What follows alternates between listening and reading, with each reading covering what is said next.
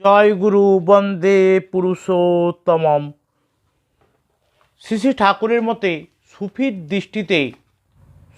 দৃষ্টিতে শ্রী শ্রী ঠাকুর অনুকূলচন্দ্র।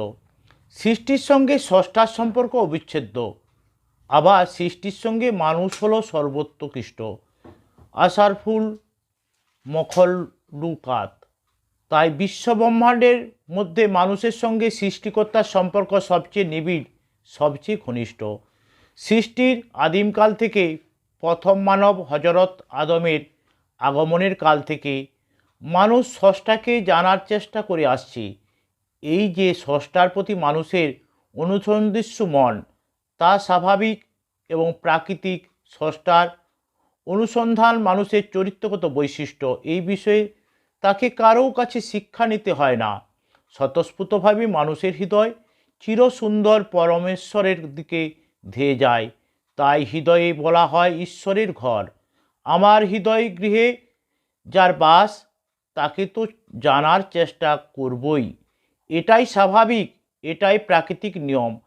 তাই যুগে যুগে মানুষ সেই যে জানার চেষ্টার নিমগ্ন রয়েছে, ভবিষ্যতের সেই চেষ্টার ধারা প্রবাহিত থাকবে। বিশ্ববিখ্যাত ফরাসি সুফি কবিও মৌলানা জালালউদ্দিন রুমি তার মসনবী কাব্যগ্রন্থের শুরুতেই বলেছেন, ওহে মানুষকুল শোনো, বাঁশি কি বলছে। বাঁশি অভিযোগ করছে তাকে বাঁশবন থেকে কেন আলাদা করা হলো। ঠিক অনুরূপভাবে প্রতিটি মানুষ সজ্ঞানে হোক বা অজ্ঞানে প্রতিনিয়ত বিলাপ করে চলেছে। তাকে তার প্রকৃত বাসস্থান থেকে বিচ্ছিন্ন করে এই জাগতিক পৃথিবী কেন পাঠানো হলো। সে আবার তার প্রকৃত বাসস্থান ফিরে যেতে চেষ্টা করে। তাই আমি কে, কোথা থেকে এলাম, কোথায় যাব, আমি কেনই বা এলাম, এই সব প্রশ্নের ঢেউ মুহুর্মুহু আছড়ে পড়ে তার মনে। আর এই সব প্রশ্নের উত্তর জানতে সে ছুটে চলে সৃষ্টিতত্ত্ব আবিষ্কারের পথে। কিন্তু স্রষ্টা তো নিরাকর, তিনি তো চর্মচক্ষে ধরা দেন না।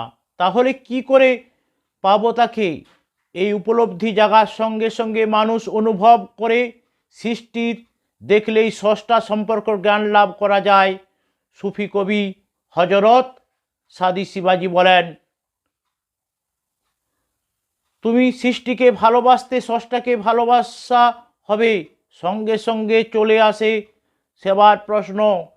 এই ঈশ্বরকে পেতে চান তারা ঈশ্বরের সৃষ্টি জীবের সেবায় আত্মনিয়োগ করেন।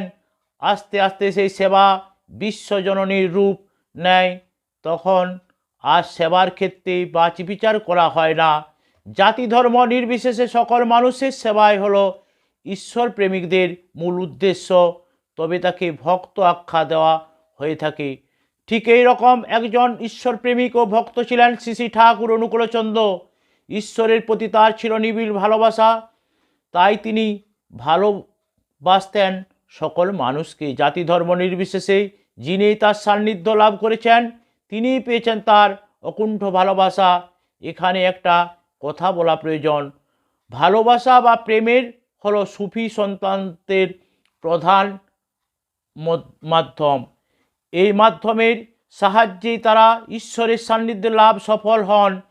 সর্বশ্রেষ্ঠ সুফি সাধক হজরত গৌসুল অমুক ভালোবাসা শিক্ষায় দিয়ে গেছেন। শ্রী শ্রী ঠাকুর অনুকূলচন্দ্র এর যে সমগ্র আবির্ভাব ঘটে, তখন ভারতের রাজনৈতিক ও সামাজিক পরিস্থিতি ছিল খুবই খারাপ। চারিদিকে হিংসা দেশ, খুনোখুনি মারামারি চলছিল অবাধে। বিশেষ করে সাম্প্রদায়িক ও প্রতিক্রিয়াশীল শক্তিগুলো মাথাচাড়া দিয়ে উঠেছিল। দুই প্রধান সম্প্রদায় হিন্দু মুসলমানের মধ্যে সম্পর্কের অবনতি ঘটেছিল প্রচণ্ডভাবে। একে অপরের সন্দেহের চোখে দেখত। এই রোগ কিন্তু শ্রী শ্রী ঠাকুর অনুচন্দ্রকে গ্রাস করতে পারেনি, বরং তিনি সাম্প্রদায়িকভাবে বীজ উপড়ে ফেলে প্রয়াসী হন উভয় সম্প্রদায়ের মধ্যে সন্দেহমূলক সম্পর্কের অবসান ঘটাতে প্রয়াসী হন। সকলকে জয় গুরু বন্দে পুরুষোত্তম।